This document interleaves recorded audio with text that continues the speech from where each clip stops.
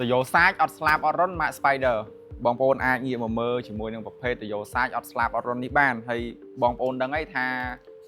សពថ្ងៃនេះកសិករដែលមានបញ្ហាច្រើនទៅលើប្រភេទតយោសាច់គាត់ទិញទៅគឺជួបប្រទះនៅជាមួយនឹងប្រភេទតយោដែលមានបញ្ហាការស្ដើងការលិចជ្រាបផ្សេងនោះបណ្ដាលមកពីការធ្វើឡើងអំពីជ័រចាស់ច្រើនមែនតើអញ្ចឹងហើយបងប្អូនអាចមើលបានតយោស្ដើងគឺវាមានលក្ខណៈភ្លឺវាអត់ខ្មៅក្រឹបដូចជាប្រភេទតយោខាងនេះទេកសិករភាគច្រើនដែលចំណាយលុយច្រើនទៅលើការទិញតយោដែលគ្មានគុណភាពប្រើអត់បានប្រមាណហងវាចាប់ដើមប្រេសនៅតាមធ្នេវាណាវាធ្នេនេះបងប្អូនធ្វើឲ្យគាត់ចំណាយទាំងថវិកាហើយចំណាយទាំងពេលវេលាត្រូវការដំឡើងថ្មីជាបន្តបន្ទាប់ផងដែរឥឡូវនេះយើងងាកមកមើលជាមួយនឹងប្រភេទតយោសាច់របស់ខាងយើងវិញ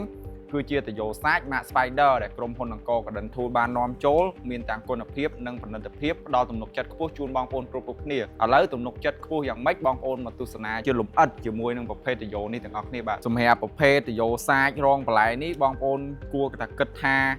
នៅពេលដែលបងប្អូនចំណាយពេលវេលាខ្លាំងទៅលើការស្រោចដំណាំតាមចការផ្សេងវាចំណាយទាំងកម្លាំងក៏ដូចជាថវិកាច្រើនមែនតើអញ្ចឹងហើយតយោសាច់នេះបើសិនជាបងប្អូនមានតាជាប្រភេទម៉ូទ័រមួយឬក៏តយោសាច់នេះមួយបងប្អូនមិនបាច់ភ័យព្រួយក្នុងការចំណាយពេលថាម៉ោង4ម៉ោង5ភ្លឺត្រូវការឡើងទៅស្រោចដំណាំឡើងរែកអីឈឺខ្នងឈឺខ្លួនអីអត់ទេបងប្អូនមានតែជាប្រភេទតយោសាច់នេះមួយគឺបងប្អូនដាក់ចោលបានរាប់ឆ្នាំសម្រាប់អាយុកាលនៃការប្រើប្រាស់វិញបានរហូតដល់5ឆ្នាំឡើងមានន័យថាបងប្អូនតឡើងចោលទុកហាលខ្យល់ហាលភ្លៀងអីគឺវាអត់តាណាទេជាមួយនឹងប្រភេទតយោសាច់នេះតែផ្សំឡើងពីប្រភេទជ័រថ្មី 50% និងជ័រចាស់ 50% ដែលបងប្អូនអាចមើលជាមួយនឹងសាច់តយោបានគឺមានលក្ខណៈខ្មៅក្រឹបតែម្ដងតែផ្ដល់នៅគុណភាពទំនុកចិត្តខ្ពស់ជូនបងប្អូនគ្រប់គ្នាតែម្ដងអញ្ចឹងសម្រាប់ប្រភេទតយោសាច់នេះគឺបងប្អូនមានតែជាប្រភេទម៉ូទ័រមួយគឺស្រោចបានរហូតតែម្ដងបងប្អូនគ្រាន់តែកំណត់ម៉ោងហើយធ្វើការបញ្ឆេះម៉ូទ័រដើម្បីបញ្ចូលតយោសាច់នេះឲ្យវាសាច់ប្រភេទតយោសាច់នេះជាប្រភេទអត់ទាន់ចោះរុន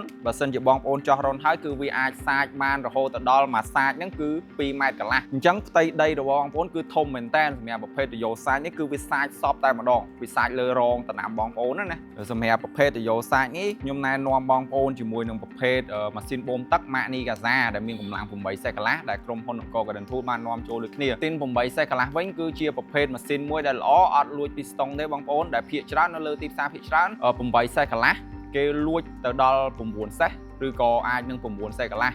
បើ7សេះកន្លះវាអាចនឹងលួចទៅ8សេះកន្លះអញ្ចឹងបងប្អូនត្រូវមើលដូចគ្នាថាប្រភេទ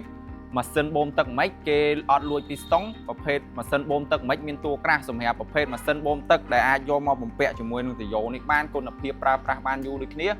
បងប្អូនគួរតែជ្រើសរើសម៉ាស៊ីនបូមទឹក Magni Gaza មិនមែនថាខាងខ្ញុំលក់ប្រភេទម៉ាស៊ីនបូមទឹក Magni Gaza ហ្នឹងហើយណែនាំបងប្អូនទេបងប្អូនអាចមើលបានជាមួយនឹងប្រភេទបើសិនជាម៉ាស៊ីនបូមទឹកអត់មានគុណភាពធុងសាំងអត់ក្រាស់វាអត់អាចបោះតែមផុសនៅលើសម្បកកន្លែងចាក់ប្រេងបានទេដោយសារតែសាច់ដែកវាស្ដើងសម្រាប់ដែលបងប្អូនគាត់ទិញទៅត្រូវការជាមួយនឹងប្រភេទទំហំតយោលេខ42នេះតែបងប្អូនមានជាប្រភេទសុងតយោហើយដើម្បីតភ្ជាប់ក៏ដូចជាមានប្រដាប់ចោះខ្លួនឯងអញ្ចឹងបងប្អូនអាចជ្រើសរើសជាប្រភេទតយោអត់ទាន់ចោះរុននេះបានដែលមានប្រវែង200ម៉ែត្រងាយស្រួលសម្រាប់បងប្អូនធ្វើការអូសចល័តហើយសម្រាប់តយោសាច់នេះគឺស័ក្តិសមសម្រាប់ដំណាំស្ពៃប្រភេទរងណាបងប្អូនប្រភេទរងគឺវាស័ក្តិសមសម្រាប់បងប្អូនមែនតែម្ដងដែលជួយបង្កើនទិន្នផលការស្រោចស្រពអីគឺវាអត់ឲ្យខ្ជះខ្ជាយទឹកទេ